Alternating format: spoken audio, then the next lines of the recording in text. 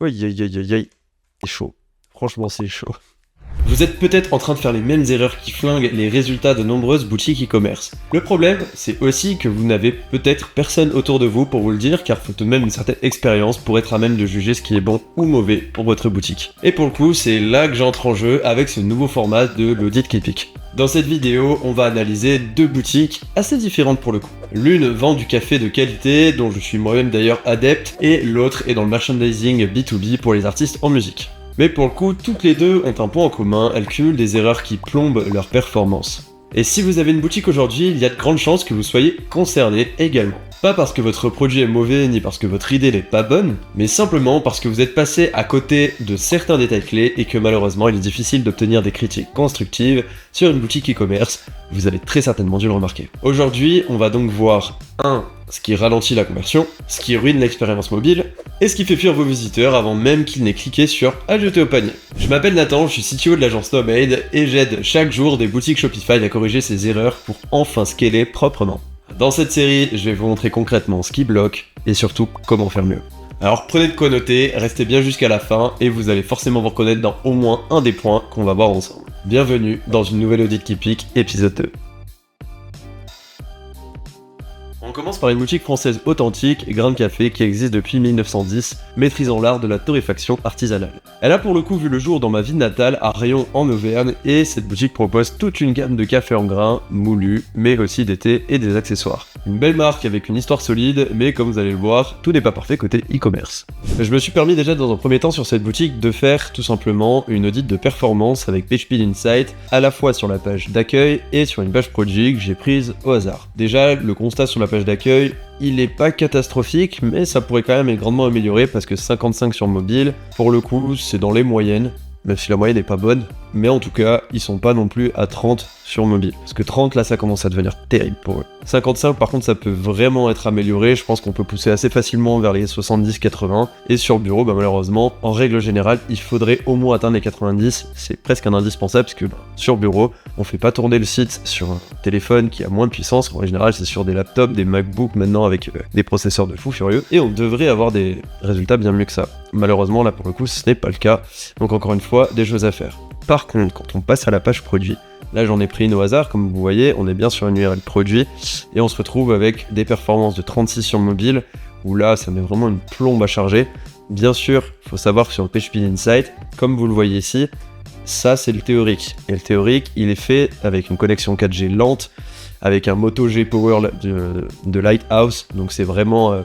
Voilà, le but c'est justement de limiter le processeur, faire ça dans les pires conditions possibles, pour que justement dans les meilleures ça passe tout le temps. C'est d'ailleurs pour ça qu'en haut, on a évaluation réussite, avec toutes ces métriques justement évaluées, dans le cas d'expérience des utilisateurs, donc sur des choses performantes avec une bonne connexion de manière générale.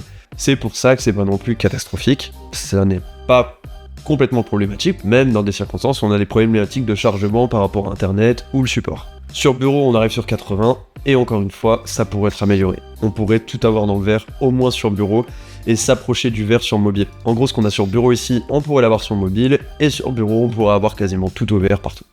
Maintenant, quand on revient sur le site, ce qui va nous intéresser en premier, c'est forcément les pages produits, puisque c'est l'endroit le plus important.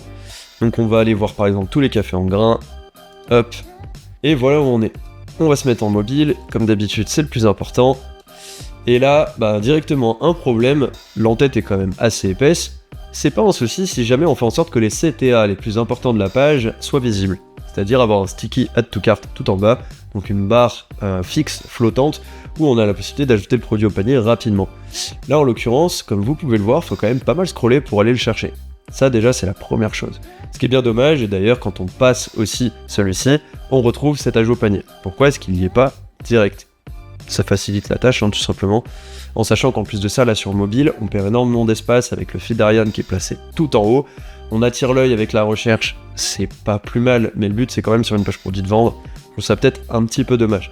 La recherche, c'est vraiment quand il y a une suffisance de produits, on parle de catalogue de plus de 1000 ou 2000 produits grand minimum. Là, c'est intéressant de la mettre en avant constamment. En dehors de ça, je dirais que vous pouvez faire des efforts ailleurs pour guider votre utilisateur correctement en tout cas. Ici, il y a des espaces partout, on pourrait très bien mettre les avis clients à côté du prix à droite, et du coup gagner quasiment tout ça d'espace en fait qui est ici utilisé et vide.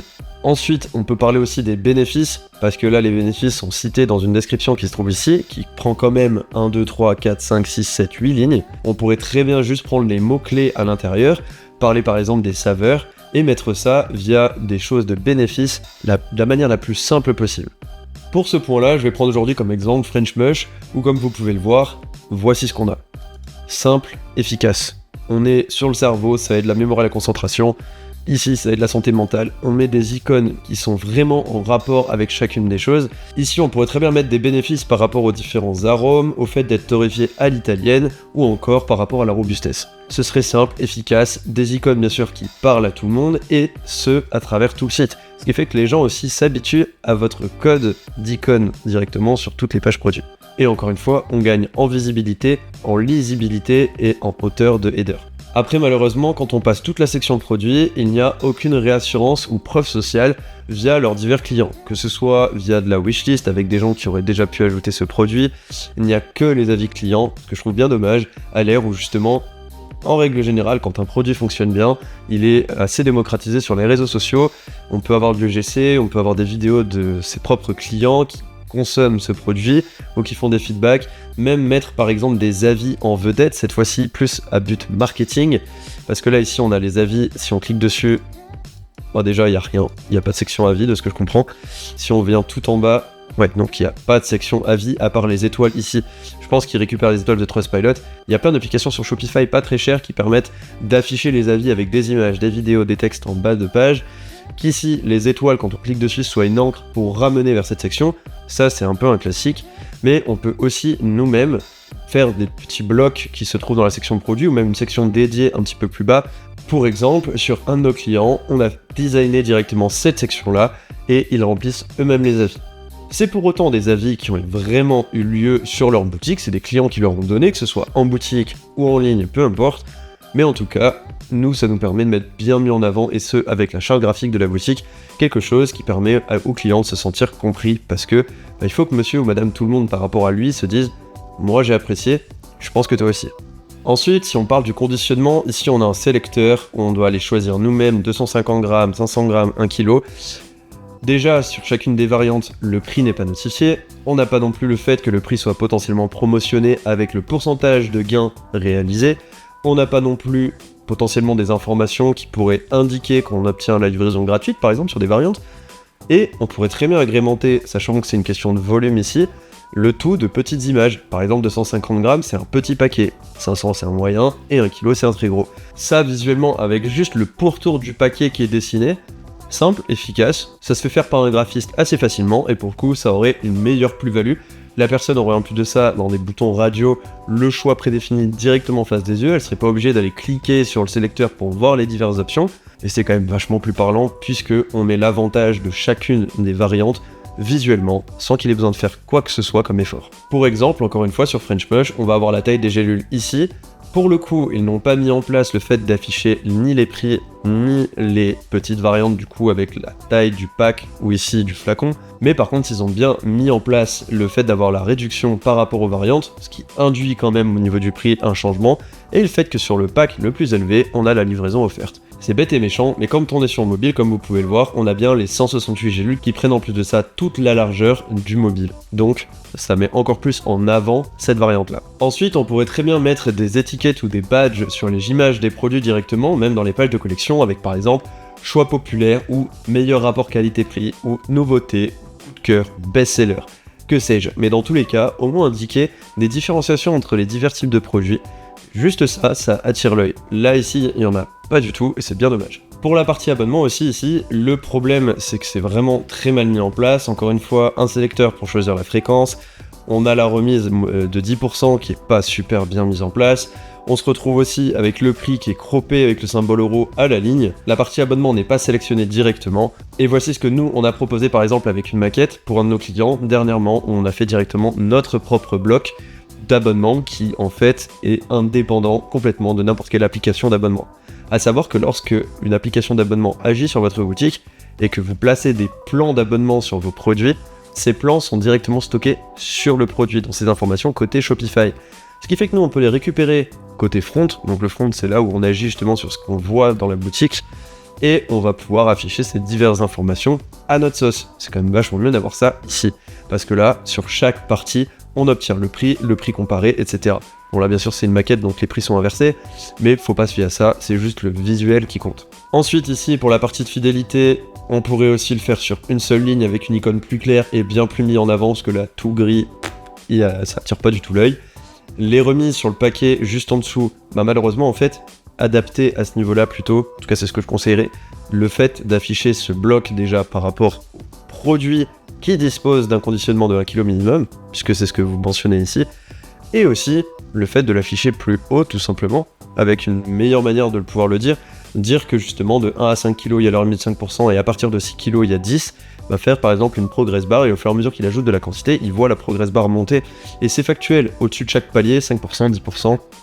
Je pense que ça pourrait bien mieux fonctionner, en tout cas ça pourrait être beaucoup mieux agencé et compris visuellement, puisque là ce tableau on pourrait prendre ça en tout cas pour des caractéristiques techniques et il y a des gens, bah, en fait ils les lisent juste pas, donc ça saute. Après en termes de typographie, c'est joli, ça donne une vraie identité, par contre c'est difficilement lisible. Ça c'est vraiment un avis un peu subjectif, je sais pas si vous serez d'accord avec moi, si oui mettez-le en commentaire, que je sois pas tout seul. Mais en tout cas pour le coup, je sais que j'ai un petit peu de mal à lire, surtout quand c'est sur 3 lignes. Une seule ligne ça pose pas trop de problèmes, là 3 lignes comme ça, bien condensées, calligraphique comme ça, c'est assez délicat. Après au niveau de la partie descriptive, bon bah là il n'y a pas trop de problèmes, ils ont quand même un peu découpé la chose et mis en avant les diverses problématiques avec des titres etc. Donc par exemple ici profil aromatique, on retrouve tout ça, ce qui est plutôt pas mal. Tout ça typiquement là, caractère corsé, répertoire aromatique, notes en haut, dans les bénéfices produits directement avec des étiquettes ou quelque chose comme ça, ou des choses assez condensées mais en tout cas très visuelles. Juste ça pourrait faire la différence, parce que l'utilisateur, dès qu'il arrive sur la fiche produit, il sait directement catégoriser le produit. Il n'a pas besoin de descendre dans les informations, faire l'effort d'eux, et quand vous avez une multitude de produits, surtout comme eux, bah ça devient très vite compliqué pour l'utilisateur de faire son choix, tout simplement. C'est d'ailleurs pour ça, très certainement, qu'ils ont mis l'accent sur la recherche. Simple suggestion, je pense. Ensuite ici de la réassurance, oui, pourquoi pas, mais ils auraient pu éviter de faire un slider, et par exemple faire une icône, 2 par ligne, 2 par colonne. En tout cas sur mobile, je pense qu'au vu du peu de texte, ce serait passé. Ça, très bien, mais encore une fois, je pense qu'ils auraient pu mettre en avant la vidéo un petit peu mieux sans mettre le texte par-dessus, mettre le texte en dessous. Pour cette partie, ces cafés pourraient vous plaire, pourquoi pas, peut-être changer le wording, je pense. Même sur la partie des cartes produits, mais encore une fois, ce que je vous disais, il n'y a pas la notion d'ajout au panier rapide ici. On est obligé de cliquer pour avoir très certainement, en pop-up. Sauf que là où ça pose un peu problème, c'est que la seule variante qu'il y ait, c'est le volume. Autant le proposer directement dans la carte produit et que la personne clique au panier, bam, terminé. Ce qui fait que, encore une fois, ça diminue tout simplement le nombre d'interactions. Les badges sur les cartes produits, best-seller, etc. encore une fois. Et on peut remarquer qu'ils n'ont aucun upsell, aucun cross-sell. Et c'est bien dommage. Parce que du coup, ça évite en fait de pouvoir augmenter leur panier moyen. Là, ils se mettent juste des bâtons dans les roues pour pas grand chose, parce que c'est pas si compliqué que ça de rajouter des upsells et des cross-sells. Par contre, il faut bien les penser. Mais bon, ils ont des accessoires d'été, même les cafés, ils pourraient très bien proposer par exemple des bundles, un build your bundle, donc le fait que la personne puisse elle-même construire son bundle sur une page dédiée, mais aussi qu'elle puisse ajouter ce produit à un bundle depuis la page produit, et qu'on affiche depuis aussi la page produit, et bien la réduction progressive au fur et à mesure qu'elle ajoute de la quantité. Après, petite erreur ici aussi, ça n'a pas chargé du tout le nombre de points, et je pense simplement que, au vu de leur app, du fait qu'ils aient le bloc ici, l'app doit charger le nombre de points une fois sur la page, ils ont le bloc en haut, ça n'a pas chargé en bas, parce que ça prend le premier que ça trouve. Bon, c'est des choses tout bêtes, mais ça fait sa différence. Là ici, c'est un peu dommage, il n'y a rien qui est mis en avant sur le footer. On pourrait très bien mettre en avant la newsletter sans la mettre dans un accordéon, déjà, la mettre plus haute. Et également peut-être rappeler quelque chose par rapport à leur valeur, le logo, ou des icônes qui pourraient rappeler justement la torréfaction. Ça peut être joli. Pour exemple, encore sur le client Oléasens, on a réalisé ce type de footer là où comme vous voyez, on a l'icône d'un bas qui est quand même beaucoup plus jolie, les valeurs qu'ils ont déjà sur leur site actuel, parce que tout ce que je vous montre là n'est pas encore live, ça va arriver. Et on a la newsletter qui est disposée directement en bas sans avoir besoin de faire quelconque interaction. Personne va aller cliquer avec autant d'efforts pour aller s'inscrire à la newsletter. Faut qu'elle soit visible direct, je pense. Ensuite, chose qu'on a fait aussi sur un de nos clients au niveau du sélecteur de quantité, c'est le fait non pas d'afficher le poids et donc le grammage ici d'un paquet de café, mais plutôt afficher combien de café ça représente. Parce que la personne, elle va pas compter en grammes, elle va pas s'imaginer que tant de grammes font tant de café. Ici, on va avoir 8 hachés de 150 grammes, puis 24, puis 48. Ça lui parle bien plus. Il sait que c'est une famille nombreuse, il va prendre le nombre de hachés en correspondance par rapport au nombre de repas pour le temps donné. Point. C'est simple et efficace, ça marche super bien. Et encore une fois, un autre exemple par exemple de comment mettre en avant les bénéfices du produit. Tout le temps. C'est super important. Et d'ailleurs, au niveau de la consommation recommandée, un pack de 8 hachés égale 1 mois pour une personne. C'est des choses toutes bêtes comme ça, mais qui font vraiment la différence. Enfin, et c'est tout bête, mais on n'a qu'une seule image produit. Ça aurait été sympa de voir justement le produit en action. Enfin, en action, je m'entends, c'est des graines de café, mais juste quelqu'un en train de se faire couler un café, le café directement dans une machine ou en train d'être moulé. C'est beaucoup plus sympa et ça le met en situation. Là, pour le coup, la personne s'imagine en train de le faire. Là, dans un package, bon. Même sur l'image, ce serait sympa de mettre des grains de café autour. Et le pack directement au milieu des grains de café. Là, c'est plus du stylisme, etc. et des techniques marketing au niveau des packshots. Mais pour le coup, je pense que c'est quelque chose dont ils auraient pu éviter de se priver. Ensuite, on va parler de la partie du sidecart et du panier pour le coup. Dès qu'on ouvre leur sidecart et qu'on n'a pas encore de produit, il n'y a rien qui est proposé. Et ça, c'est pour le coup assez dramatique. C'est tout bête, mais typiquement, si on va sur UL, voilà ce qu'on a. Je pense que j'ai pas besoin, enfin ça se passe d'arguments. Très clairement, là pour le coup, c'est le jour et la nuit. Maintenant, admettons, j'ajoute un produit. On va même mettre un produit avec abonnement pour voir. Ok, petite animation, c'est sympa. Il y a des upsells, pourquoi pas. Ils mettent toute la partie de paiement en haut avec aucune réassurance, aucune explication au niveau des discounts potentiels. Là, en plus de ça, apparemment, on gagne 10% de remise avec le fait de passer en abonnement. C'est pas marqué. Nulle part. Il n'y a rien à ce niveau-là. Ce qui est bien dommage, pour le coup. Donc ouais, là j'aurais fait même par exemple de la gamification, je pense, vis-à-vis de ce qu'ils proposent. Parce que je suppose, si on passe au paiement, que la partie de livraison est payante. Expédition, saisir une adresse. Hop, voilà, très bien. Ouais, donc il y a de l'expédition payante. Je suppose qu'à partir d'un certain montant... Ouais, ok, 35€. Non, on le sait pas. Là, dans le panier, c'est jamais mentionné.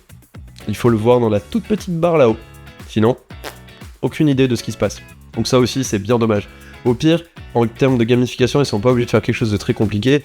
Juste proposer peut-être le palier de la livraison gratuite. Bien sûr, moi, personnellement, j'induirais sur le fait de mettre plusieurs paliers, même avec, par exemple, le fait de gagner des échantillons gratuits de certaines catégories de café. C'est bête et méchant, mais je pense que ça marche super bien, et pour faire augmenter leur panier moyen, ce serait le top. Si on reprend par exemple UL, bon je sais pas vraiment si ça se prononce UL, je vais pas vous mentir, je connais pas du tout. Typiquement, quelque chose qui se passe quand même vachement bien, ponctuel, repas, nombre de repas, pourcentage de réduction, le prix, ce que je vous disais tout à l'heure en fait. Il y a plein de choses qui peuvent être faites à ce niveau-là, là en l'occurrence il y a quand même une notion assez spéciale où il y a une création de bundle en live, que là comme on voit ça ajoute 2 produits. Donc moi là si j'ajoute au panier, je vais pas en avoir qu'un seul, ça va ajouter le powder chocolat, le powder vanille. C'est super bien fait pour le coup, en termes de build your bundle. Mais c'est ce que je vous disais tout à l'heure, ça pourrait être 100 fois proposé pour eux, et donc ils pourraient réduire leur gamme proposée, réduire leur catégorie, aller bien plus à l'essentiel, guider l'utilisateur avec des images. Enfin, si on revient sur ajouter au panier, juste le choix des saveurs. C'est simple, efficace. L'abonnement, pareil, et on pourrait rajouter juste un encart pour le volume, donc les 250 grammes, etc., ou plus. Là, très bien. Franchement très bien. Et encore, il pourrait peut-être même rajouter les avis. Les avis et peut-être de la réassurance un petit peu. Chose qui manquerait à mon sens ici. Mais au global, c'est simple, efficace. Là, le process, ils l'ont rodé. Et quand on arrive dans le mini panier, on a bien du coup cette fameuse livraison gratuite. Moins 10% sur la commande si on arrive à 100€. Donc là, c'est mis en gros en gras. On a les upsells qui sont mis en avant. Parce que si on reprend ici, ils sont pas vraiment mis en avant. Enfin, en tout cas, là, je pense que, encore une fois, c'est pas juste subjectif, rassurez-moi. C'est quand même vachement plus tape à l'œil d'avoir les upsells mis comme ça en avant. Il y a un changement de couleur, ça attire forcément l'œil. Là, au niveau des divers produits affichés, on a cette notion de produits en promo, c'est affiché. Et en plus de ça, on a même le luxe de pouvoir changer, si on le souhaite, le fait d'avoir une fréquence d'abonnement différente. Ou même juste simplement un achat ponctuel. Donc c'est quand même pas mal. Et ça nous repropose évidemment de passer en abonnement si jamais. On a le kit de bienvenue qui est gratuit, donc ça c'est sympa. Je pense que c'est aussi à partir d'un certain montant de panier, mais bon, soit. La livraison, elle est affichée gratuite puisqu'on a passé le palier. Admettons, je supprime un produit, la livraison calculée au moment du paiement. Parce que oui, il faut savoir qu'on ne peut pas la définir en amont, on ne l'a pas en front. Parce que si vous proposez plusieurs méthodologies de livraison, point relais, livraison à domicile ou autre, les prix vont varier et on n'a pas accès à ces infos-là. Mais là, en tout cas, tout est indiqué. On a encore une fois le total avec le prix comparé. Tout est mis en place pour que ce soit la conversion, la conversion, la conversion. Il y a beaucoup de taf sur cette partie du sidecar. Beaucoup. Mais bon, voilà, après, c'est pas une fin en soi. On peut très bien agir à ce niveau-là. Et un site, c'est pas gravé dans le marbre. C'est constamment en évolution. Aussi, sur les pages produits, quand une variante est épuisée, là, en l'occurrence, c'est indiqué. On peut quand même la sélectionner, etc. Très bien. Mais on peut pas cliquer sur le bouton épuisé. Ce que j'entends par là, c'est par exemple ce produit sur Joli Mama qu'on a eu fait à l'époque. On peut très bien créer une alerte. Tout se passe avec Klaviyo. Donc il y a l'application Back in Stock de Klaviyo qui est reliée à tous les produits. Et si le produit n'est plus en stock, et bien ça rentre dans un flow d'email marketing Klaviyo où la personne recevra une alerte comme quoi le produit est de nouveau en stock lorsque vous le remettrez en stock. Et ça vous évite énormément de pertes de chiffre d'affaires par rapport à vos produits épuisés. Parce que ça arrive d'avoir des mauvaises gestions de stock. Ou alors des problèmes avec vos producteurs, fournisseurs, etc. On le sait, la logistique c'est jamais simple. Mais ça vous évite quand même beaucoup de problématiques par rapport au fait que vous perdez des clients frustrés. Là, épuisé. Bien dommage. Maintenant, si on se rend sur les pages de collection, donc là je suis dans une page de collection sous-jacente, c'est pas la page de collection mère. Après, ils ont une notion fictive de collection parents-enfants. Par exemple, là ici, j'ai cliqué sur café en grains directement, et on va me proposer la liste de sous-collections, ici, les collections enfants. Je vais retrouver quelques petites choses, etc., mais je trouve que le déroulé est quand même assez compliqué à comprendre. Enfin, là, quel café vous ferait craquer, répondez à des questions, un diagnostic, ok, c'est très bien. C'est pas le meilleur endroit pour le proposer, en tout cas. Pas à mon humble avis. Je pense que c'est pas la meilleure des idées à ce niveau-là. Après, ok pour la réassurance, mais pour moi, il aurait fallu la mettre peut-être plus basse, ou alors entre la grille de produits, genre là, typiquement, on déroule la grille des meilleures ventes, et la quatrième carte, bah du coup, c'est pas un produit, c'est la réassurance. Simple, efficace. On nouvel arrivage, ok, vous ne trouvez pas votre café. Bon là, la description de 14 km, c'est pour le SEO, mais encore une fois, ça peut être mis en forme. Et si on se base du coup sur une collection cette fois-ci sous-jacente, on va retrouver énormément de filtres. Dans les filtres, on va avoir conseils d'extraction, classification, vous cherchez un café, donc là c'est plus les notes, je pense, du café aromatique, mais c'est pas très explicite, le continent, les origines et le type de café. Ok, je pense que là ici, pour l'utilisateur, ça peut être sympa de rajouter justement là, pour le coup, changer le wording, vous cherchez un café par note, mais aussi mettre la notion de caractère et potentiellement la notion d'intensité, parce que, mine de rien, il y a des gens qui cherchent du café très fort, c'est mon cas, et d'autres qui cherchent du café assez doux, parce qu'ils ont un peu de mal avec le goût, l'amertume, etc. Là ici, c'est assez compliqué, en tout cas on a le côté corsé et doux qui sont mélangés aux notions d'aromatique, où on va avoir floral, fruité, je trouve ça dommage. Ça pourrait être dissocié. En tout cas, c'est mon avis, je suis pas torréfacteur, mais sachant que j'en consomme moi-même, c'est exactement ce que j'aurais été chercher sur un site. J'aurais été chercher du café fort, et si je veux du goût, je dissocie cette notion. Bon, je pourrais y passer encore bien plus de temps. Là, ça fait déjà une bonne partie de la vidéo sur Grain de Café, on va passer à l'autre boutique, mais pour le coup, comme vous pouvez le voir, assez rapidement, j'ai fait quoi? Page de collection, page produit où j'ai bien décortiqué, et sidecar. Mais je suis pas allé sur la partie fidélité, je suis pas allé sur la partie blog, etc. Parce que c'est des choses qui viennent encore après. On part du principe qu'il faut d'abord améliorer tout le tunnel de conversion. Une fois qu'on a passé ce cap, on va sur la partie du blog. Sauf si le SEO, c'est votre canal d'acquisition vraiment principal et vous avez beaucoup de personnes qui arrivent via le blog. À ce moment-là, on fait des efforts sur le blog où on va relier le blog et ses articles à des notions de conversion. On va rajouter des produits et on va faire un système de blocs à l'intérieur du blog. Typiquement, encore une fois, sur Oleasens, on a découpé l'article de blog comme ceci. Sur Desktop, on va avoir à gauche la partie du maillage interne avec les articles de blog en relation, une recherche avec de l'autocomplétion, ce qui fait que ça affiche des résultats sans avoir besoin de changer de page au fur et à mesure qu'on tape, la totalité de l'article de blog, à droite les produits en corrélation avec le Build Your Bundle, mais là ici, contrairement aux articles de blog classiques sur Shopify, ce qu'on a fait, c'est qu'on a fonctionné par bloc, ce qui fait que la personne en gros va éditer sur un modèle d'article, et un modèle égale un article, elle va éditer directement son article avec les différents blocs à disposition. Donc là par exemple ce serait un bloc titre texte, là ici un bloc liste d'images avec texte, ici un bloc liste à puce, ici image avec texte, ici accordéon, et en soi c'est le même, juste ces deux variantes, bloc d'images, bloc de tableau comparatif, carousel produit, Build Your Bundle, et on pourrait en rajouter au besoin. En tout cas ça va très certainement arriver, mais c'est bien plus malléable à la fois pour notre client de construire son article comme ça, mais aussi juste pour le visiteur de lire quelque chose qui n'est pas plat, parce que des bribes de texte comme ça, pour ceux qui s'y frottent aller essayer dans l'HTML de l'article de modifier, d'ajouter de temps en temps un produit, une carte. C'est super compliqué, souvent le rendu, vous n'êtes pas hyper satisfait. Enfin, en tout cas, moi, c'est ce que j'ai pu ressentir avec la majeure partie des clients où on aborde ce sujet. Bon, petit aparté. Si ce format vous plaît et vous aide à y voir plus clair sur les erreurs qui peuvent plomber vos ventes, n'hésitez pas à vous abonner, liker cette vidéo et surtout activer la cloche de notification pour ne pas manquer les prochaines audits. Je compte sur vous, ça m'aide vraiment beaucoup et surtout ça m'indique si ce format vous plaît. Merci à tous et on continue. Ensuite, direction un univers complètement différent qui me tient à cœur, la musique, avec Distribution Merch, une plateforme de merchandising spécialisée dans les scènes rock, punk, metal et hardcore.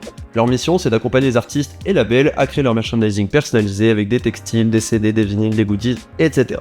C'est un concept très spécifique avec une clientèle bien ciblée B2B, mais attention, ça ne suffit pas toujours pour éviter certaines erreurs coûteuses en e-commerce. Je pense qu'ils pourraient faire beaucoup mieux, et j'ai connaissance que ce site se trouve sur PrestaShop aujourd'hui. Mais, va y avoir beaucoup à dire. Le but, c'est pas de découper l'entièreté du site encore une fois, parce que sinon ça va être très long, mais au moins survoler les plus grandes lignes, parce que ça serait que nous, il y aurait tout à refaire ici. Pour le coup, le message n'est pas bien passé, les produits sont pas super bien mis en avant, pour guider l'utilisateur, rien n'est mis en place, et les parcours d'achat sont très compliqués à comprendre, même pour un utilisateur chevronné pour le coup. Et vous allez vous en rendre compte de toute façon au fur et à mesure. Prenons du coup directement une page produit, parce que comme d'habitude, c'est le point de départ. Sur celle-ci, déjà, aucun moyen d'avoir de la réassurance via des avis clients, via des badges, via les bénéfices d'un projet.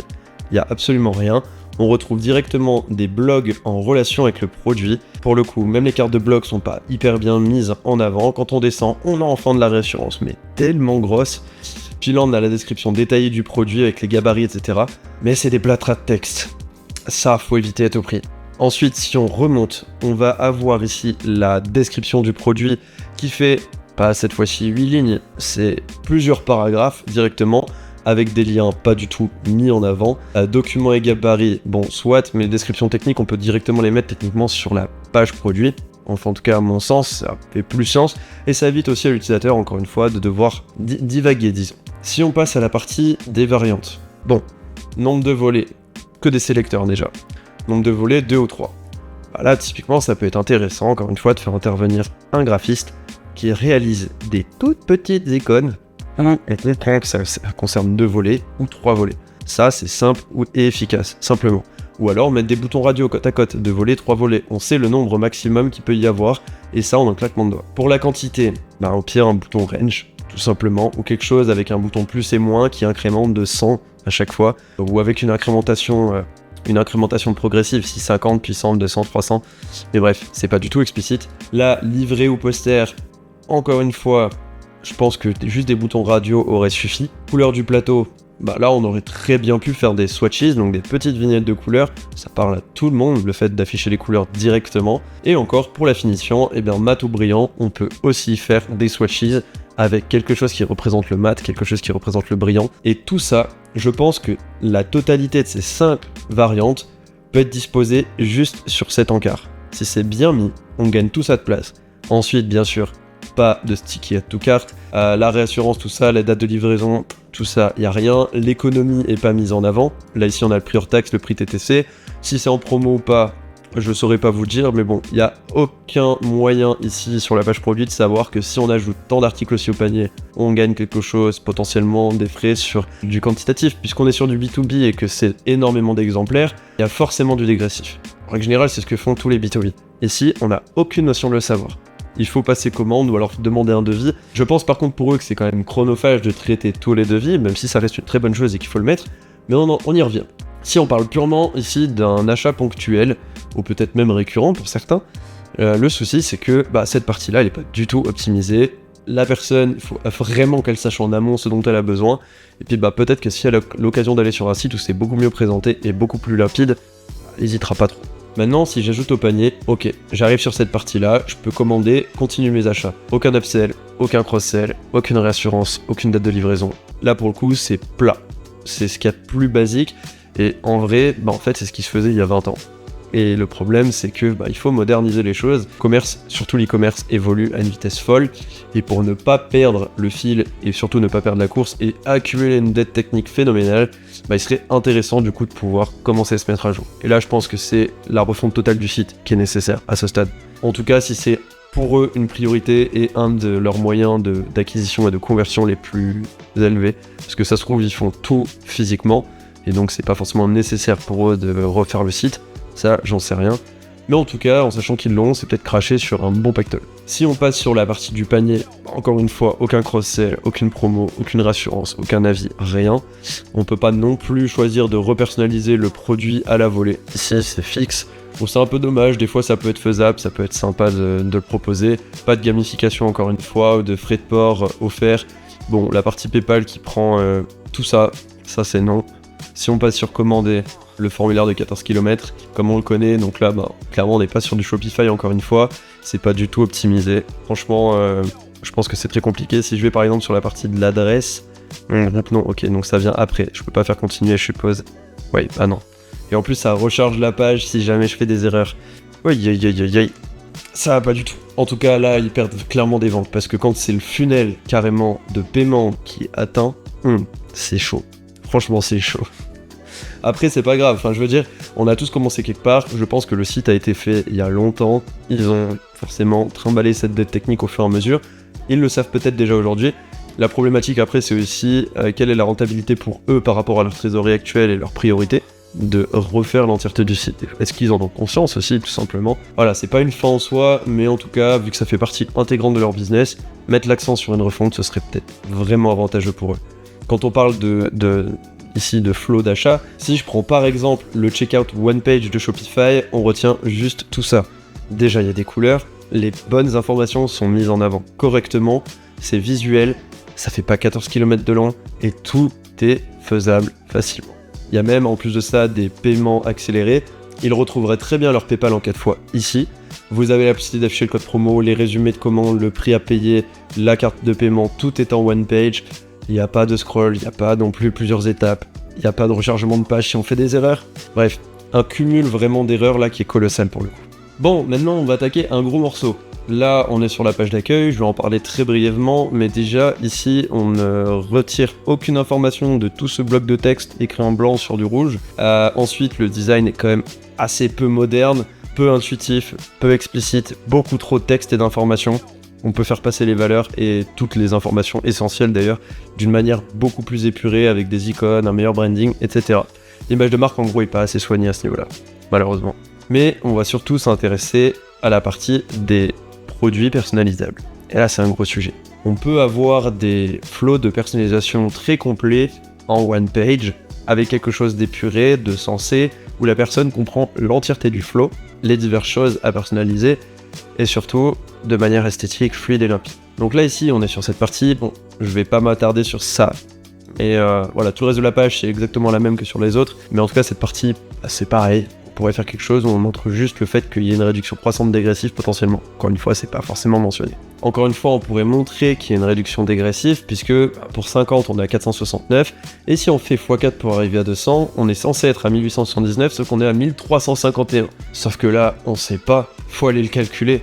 À quelle heure est-ce qu'on a ici d'inscrit le fait qu'il y ait des réductions? Elle se devine parce qu'on est dans le milieu du B2B, mais c'est bien dommage de ne pas l'afficher placardé en gros, et c'est un calcul très très simple à réaliser côté front. Pour le coup, l'information, ils ont rien besoin de faire, hein. C'est limpide. Bon, on attaque de la customisation. Donc là ici on se retrouve sur une page, on se dit que potentiellement on va avoir à faire les différentes étapes ici, mais encore une fois c'est pas du tout intuitif. Les conseils sont tout en bas avec les réseaux sociaux, pas forcément ultra smart de mettre ça ici. Je pense qu'il aurait mieux fallu justement mettre les conseils en haut, typiquement. Ça pourrait être dans une bannière avec à gauche le titre, à droite la partie conseils, et sur mobile au-dessus, en dessous. Donc on a le choix du produit, on a le choix de la quantité. La quantité peut très bien être mise au niveau de l'ajout final, ou alors tout simplement dans le flow, mais tout en bas. Généralement la quantité c'est le dernier truc qu'on choisit. Admettons.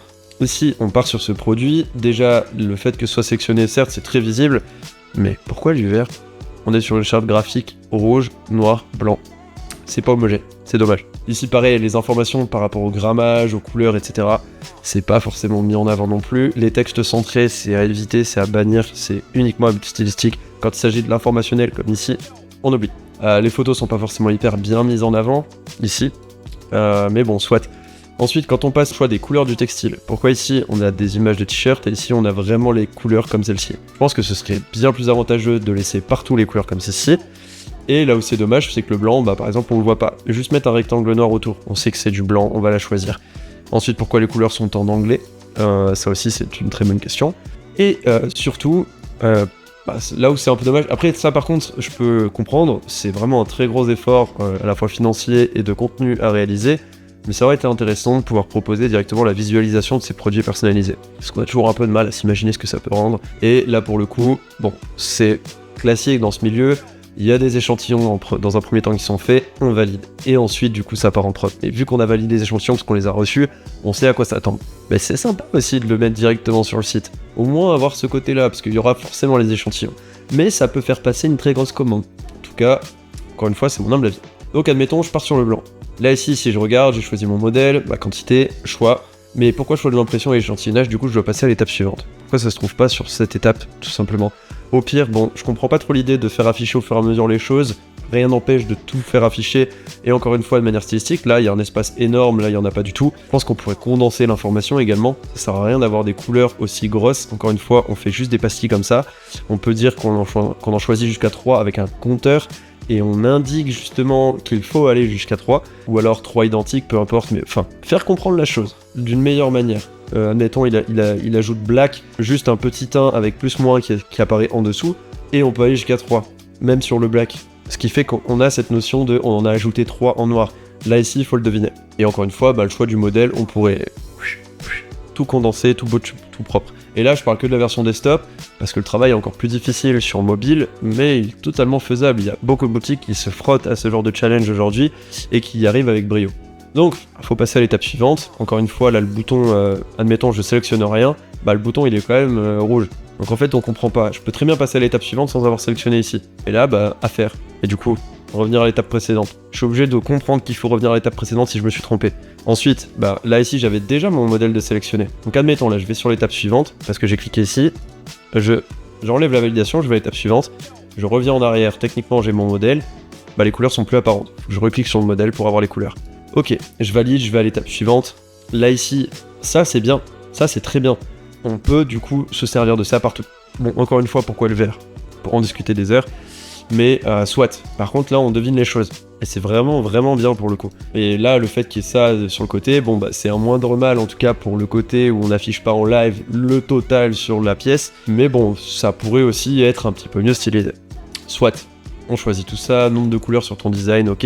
Et enfin, demander un devis. Donc cette notion demande un devis, mais on peut quand même aller à l'étape suivante. Donc je vais à l'étape suivante, sélectionner votre échantillonnage, donc là c'est ce dont je parlais tout à l'heure, je vais sélectionner une de chaque, je peux en sélectionner jusqu'à 100, le compteur là il est bien, enfin il est bien, fonctionnalité est bien, pas du tout bien positionné, je trouve ça bien dommage, le compteur je l'aurais mis directement ici, les swatches, les inputs je les aurais fait d'une autre manière pour le coup. Quelque chose d'un petit peu plus... un peu comme on a vu tout à l'heure sur EL. C'est un peu mieux quand même. Visuellement, franchement, on passe du tout au tout. Mais soit. Et là ici, je vais à l'étape suivante. Il vous reste 75. Ok. Je vais en commander 50-50 de chaque. Ok, ça y est. Là, je peux aller à l'étape suivante. Personnalisation. Ajouter au panier. Et faire ce que ça donne. Ouais, voilà. Ça... Niveau design, peut mieux faire. En tout cas, comme vous avez vu, le parcours de personnalisation, il y a beaucoup d'incohérences. Et là, j'ai pris un type de produit, les t-shirts. Je pense que si on fait deux types de produits, ils n'ont pas rationalisé leur flow de personnalisation, ce qui fait qu'ils se retrouvent dans une complexité technique phénoménale, et c'est peut-être aussi ce pourquoi ils n'ont pas forcément trop amélioré cette partie, c'est parce qu'à chaque fois qu'ils touchent une virgule, ça doit tout péter. Et ça doit être très compliqué à gérer. Alors qu'on pourrait rationaliser le truc, faire quelque chose de plus épuré, un funnel qui fonctionne pour tout type d'article.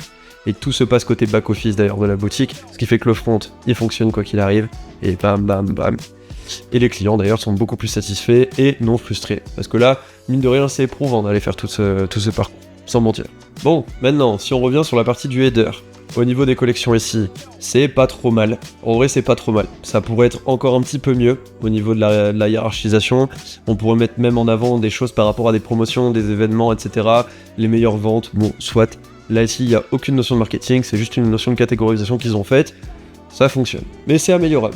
Et enfin, la recherche, admettons, je tape t-shirt, là, je peux attendre, il se passe rien. Ah si, bah fallait attendre longtemps. Mais voilà, il n'y a rien de plus. On n'indique aucun prix minimum, on n'indique pas de notion de grammage ou de choses propres au type de produit ici. Parce qu'on est sur des t-shirts, donc je pense qu'il y a cette notion-là qui est importante. Et c'est dommage.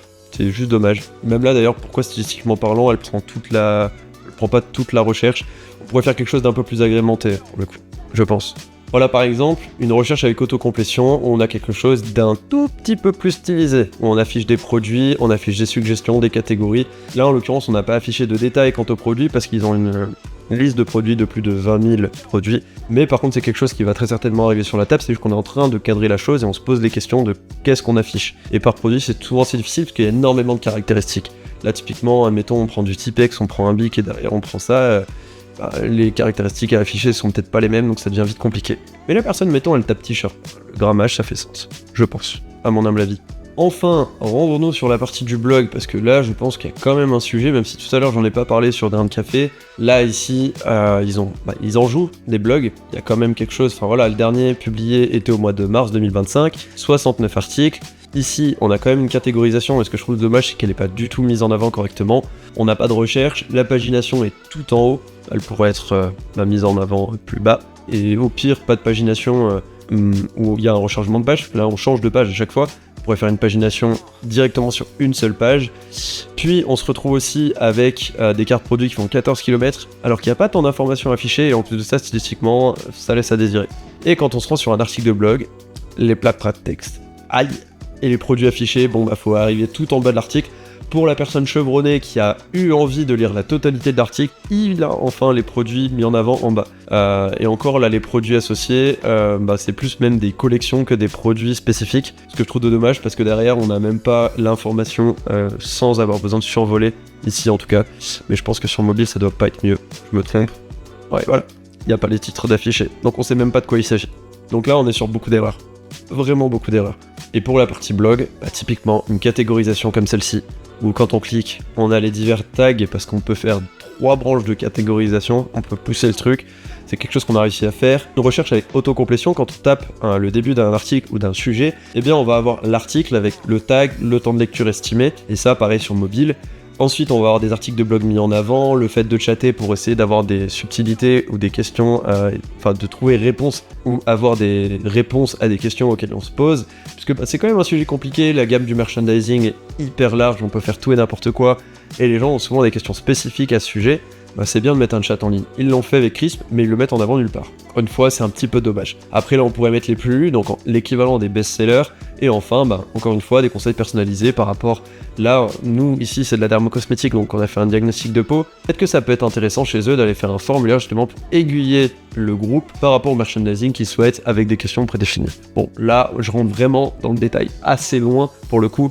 Il y a vraiment beaucoup d'autres étapes à faire avant de passer à celle-ci, pour le coup. Bon, les amis, là, pour le coup, on en a bien décrassé. Voilà, on vient de passer en revue 2 boutiques e-commerce vachement différentes, avec des points communs, des erreurs récurrentes qui pénalisent leur vente et leur potentiel de croissance, et là, on en a vu un paquet. Vous l'avez vu, l'expérience utilisateur, la preuve sociale et l'organisation claire des produits font toute la différence, et ce sont souvent ces petits détails faciles à ajuster qui déterminent si un visiteur reste un simple visiteur, ou alors s'il devient votre égérie et vous adore. L'objectif de cette série d'audits, c'est vraiment de vous aider à identifier rapidement ce qui cloche sur votre boutique et surtout de vous donner des clés concrètes pour corriger toutes ces erreurs. Dites-moi en commentaire naturellement si vous en avez fait l'une d'entre elles, ça m'intéresse vraiment de voir justement les erreurs les plus faites parmi vous et je pense vous avoir apporté des correctifs, en tout cas je l'espère. Bien sûr, si vous êtes reconnu dans certains points que j'ai mentionnés, ne vous inquiétez pas, le plus important c'est déjà de les identifier et ensuite d'agir rapidement bien évidemment. Le e-commerce c'est un travail d'optimisation constante et ça rend l'aventure vachement passionnante parce que tous les matins se lever pour quelque chose qui est pareil, moi personnellement ça me donne pas envie. Dites-moi bien sûr en commentaire quelle boutique vous aimeriez que j'audite également dans un prochain épisode. Je lis tous vos retours, ça m'aide énormément à orienter le contenu. En attendant, prenez soin de vous, de votre boutique et de votre expérience utilisateur. Et à très vite pour un nouvel épisode d'une audite qui pique. C'était Nathan, ciao.